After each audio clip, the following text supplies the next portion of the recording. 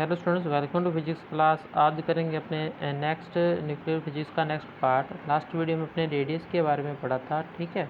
आज अपने कुछ और चर्चा करते हैं, कुछ रेडियस के बारे में, कुछ न्यूक्लियस के बारे में, तो आपने ध्यान से सुनना है, ठीक है।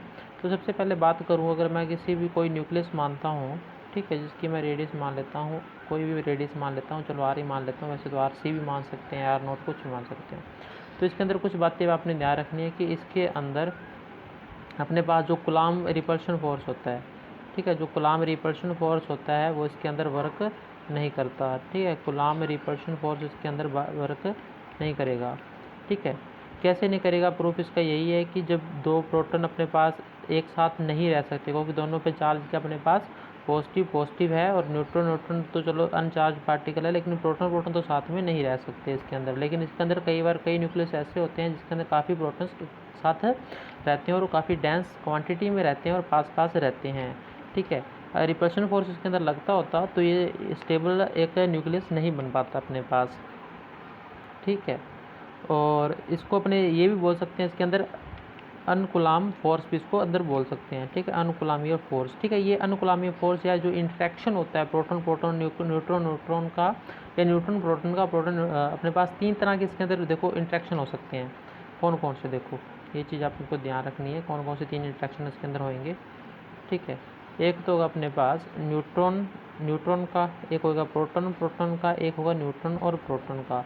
तो ये तीनों किसके कारण आपस में रहते हैं? वो होता है न्यूक्लियर फोर्स, ठीक है, न्यूक्लियर फोर्स, जिसके कारण अपने पास जो न्यूक्लियस होता है वो स्टेबल अपने पास होता है, ठीक है। एक चीज़ आपने ये ध्यान रखनी है कि इसके अंदर जो पोटेंशियल एनर्जी होती है, ठीक है, जो पोटेंशियल एनर्जी होती है, जो स्थितिज ऊर्जा होती है, वो कम होती है अपने पास कूलॉम रिपल्शन फोर्स से, ठीक है, कूलॉम रिपल्शन फोर्स से ये कम होती है, ठीक है। इसके लिए ग्राफ भी अपने पास आता है कुछ इस प्रकार से कि अगर मैं ये डिस्टेंस जो मानता हूँ वो आर सी मान रहा हूँ, और ये जो डिस्टेंस अपने पास जो आर है कोई भी, और ये अपने पास पोटेंशियल एनर्जी अपने पास ऊपर की ओर जा रही है अपने पास, ठीक है, ये अपने पास डिस्टेंस के लिए। तो ये जब ग्राफ देखते हैं अपने पास तो क्या आता है कि इस डिस्टेंस के पहले यहाँ तक जो पोटेंशियल एनर्जी आती है एक पॉजिटिव वैल्यू अपने पास शो करती है, लेकिन जैसे इससे कम होता है एक अपने पास इस प्रकार का होल बनता है, ये इसको ये कह सकता हूँ कि वेल बनता है, जिसको क्या बोलते हैं? पोटेंशियल वेल, ठीक है, पोटेंशियल वेल भी इसको बोलते हैं। इसके साथ इसको नाभिकीय, ठीक है, विभव कूप भी इसको बोल दिया जाता है, विभव कूप भी इसको बोल देते हैं अपने पास, ठीक है।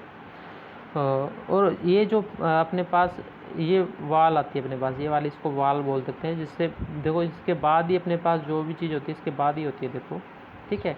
इससे पहले या इसके बाद एक वाल आगे एक एनर्जी वॉल होती है, इसको बीसी इसको बोल देते हैं, इसको बोलते हैं कूलॉम बाउंड्री, ठीक है, कूलॉम बाउंड्री भी इसको बोला जाता है, ठीक है। इसकी एक स्पेसिफिक एनर्जी आएगी अपने पास, इसको देखो हिंदी में बोलते हैं कूलॉम प्राचीर, और इसकी जो स्पेसिफिक एनर्जी अपने पास आती है BC, वो अपने पास आएगी Z1 Z2 E square upon में, देखो थोड़ा सा अच्छे से लिख देता हूँ, Z1 Z2 E square upon 4 pi epsilon naught R. देखो अगर मैं आर सी मान रहा तो आर सी अपने पास आ जाएगा, स्क्वायर नहीं आएगा नीचे, ठीक है। बस इतनी बात अपने ध्यान रखनी है, ठीक है। ये एग्जाम में काफ़ी बार पूछे है, विभव प्राचीर की या न्यूक्लियस पोटेंशियल वैल्यू की एनर्जी अपने बतानी है अपने पास, ठीक है।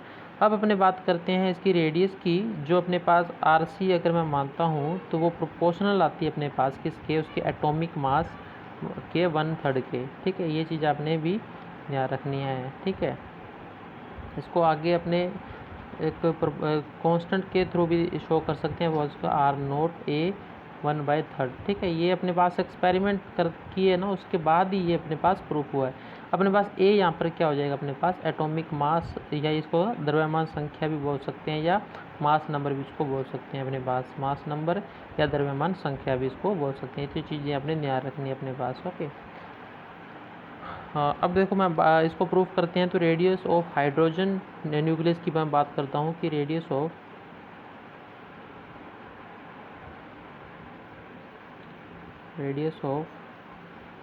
हाइड्रोजन न्यूक्लियस, ठीक है। तो क्या हो सकता है कि एक हाइड्रोजन के अंदर क्या होता है, एक हाइड्रोजन के अंदर एक ही नाभिक है, हालांकि हर आइटम के अंदर एक ही नाभिक होता है, ठीक है। इस एक नाभिक की एक विशेषता ये है कि इसके अंदर जो क्या होता है, एक ही प्रोटॉन होता है, एक ही प्रोटॉन होता है, यानी एक ही न्यूक्लियन है, जिसकी अगर मैं रेडियस मैं मानता हूँ R0 मान लूँ, ठीक है। किसकी रेडियस में माननी है, देखो ये ध्यान रखना, ये रेडियस में जो मैं माननी है न्यूक्लियन की रेडियस मैंने क्या मानी है, न्यूक्लियन की, नो कि न्यूक्लियस की, न्यूक्लियन, ठीक है। न्यूक्लियन की जो रेडियस मैं मानता हूँ R0 मानता हूँ, ठीक है।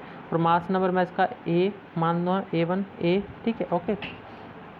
अगर मैं नाभिक का वॉल्यूम निकालूँ, इस न्यूक्लियस का वॉल्यूम निकालने की बात करूँ तो क्या आएगा अपने पास, देखो volume of nucleus, volume of nucleus तो क्या आता है, देखो 4/3 पाई R क्यूब, यही आना चाहिए, ठीक है। और सामने भी यही आना चाहिए 4/पाई, ठीक है। अब मैं किसके इक्वल मानूंगा, उस न्यूक्लियन के, तो R0 का क्यूब, ठीक है। साथ में अपने ये रेडियस अपने जितना अपने पास एटॉमिक मास है उसके साथ मल्टीप्लाई कर देता हूँ, फिर ये तो नाभिक का अपने पास आ जाएगा और ये न्यूक्लियन का है, और ये उसके मास नंबर का मल्टीप्लाई करके अपने टोटल जो नाभिक अपने निकाल सकते हैं, ठीक है। इसको आगे सॉल्व करेंगे तो अपने पास क्या बनेगा, देखो ये तो अपने कैंसिल हो जाएगा और R की वैल्यू अपने पास आ जाएगी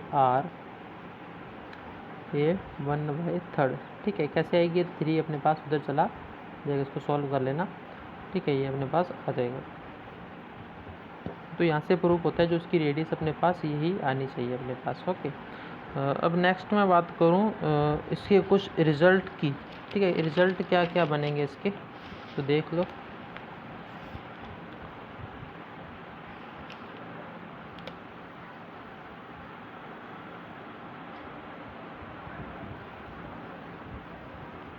ठीक है, पहली बात तो ये कि जो न्यूक्लियर होता है अपने पास स्फेरिकल शेप में होता है, न्यूक्लियर इन ए स्फेरिकल शेप, ठीक है। ये रिजल्ट निकल के आता है कि एक गोलिया होता है अपने पास, एक गोल चीज़ होती है अपने पास, स्फेरिकल शेप में होता है। उसकी जो रेडियस आती है अपने पास वो कितनी आती है, R R0 A1/3 आ जाएगी अपने पास, ठीक है। ये अभी अपने निकाला था, ठीक है। जो वहाँ पे R0 की वैल्यू आएगी 1.2 1/3 10⁻⁻15 मीटर अपने पास इसकी वैल्यू आ जाएगी, ठीक है। थर्ड बात, जब इलेक्ट्रोमैग्नेटिक प्रॉपर्टी की बात करते हैं अपने पास, इलेक्ट्रोमैग्नेटो प्रॉपर्टी ऑफ न्यूक्लियस, ठीक है, प्रॉपर्टी ऑफ न्यूक्लियस की बात करूँ, ठीक है, तब जो रेडियस लेते हैं अपने पास, जो रेडियस आती है अपने पास, ठीक है, तब वो निकल के आती है अपने पास 1.2 10⁻⁻15 मीटर ही निकल के आती है। फोर्थ बात, जब न्यूट्रॉन स्कैटरिंग करते हैं अपने पास, ठीक है, न्यूट्रॉन स्कैटरिंग की बात कर रहा हूँ, ना कि अल्फा पार्टिकल स्कैटरिंग की। तो न्यूट्रॉन स्कैटरिंग जिसको अपने क्या बोल सकते हैं, चैंडविक स्कैटरिंग भी बोल सकते हैं, ठीक है, चैंडविक प्रकीर्णन भी इसको बोल सकते हैं। क्यों, ऐसा क्यों कह सकते हैं, क्योंकि रदरफोर्ड स्कैटरिंग में अल्फा पार्टिकल यूज़ होते थे, लेकिन चैंडविक के लिए न्यूट्रॉन स्कैटरिंग यूज़ होती है। तो अपने को पता है न्यूट्रॉन अपने पास क्या है, अनचार्ज पार्टिकल है, अनावेशित पार्टिकल अपने पास कौन से होते हैं, न्यूट्रॉन, ठीक है। तो इसको अनचार्ज पार्टिकल भी बोल सकते हैं। ये अनचार्ज पार्टिकल न्यूक्लियस के साथ